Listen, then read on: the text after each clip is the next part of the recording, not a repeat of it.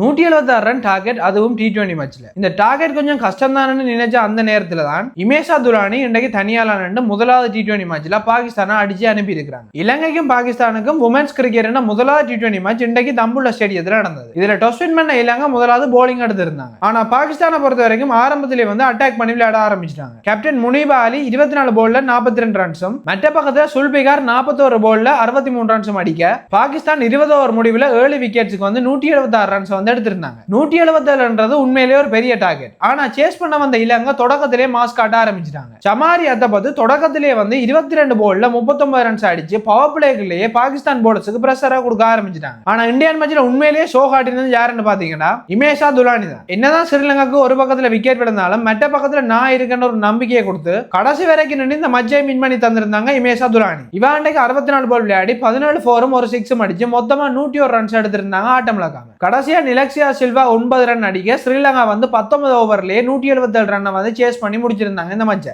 ODI series win பண்ணது ஒரு பக்கம் இருக்கு. இப்ப T20 மேட்ச்ல முதலாவது மேட்சை வின் பண்ணிக்கிறாங்க ஸ்ரீலங்கா வுமன்ஸ் டீம். இந்த மேட்சை பற்றி உங்களோட கருத்து என்னன்னு கமெண்ட்ல போடுங்க. இதே மாதிரி கிரிக்கெட் அப்டேட்டுக்கு இந்த பேஜை ஃபாலோ பண்ணி வச்சுக்கோங்க.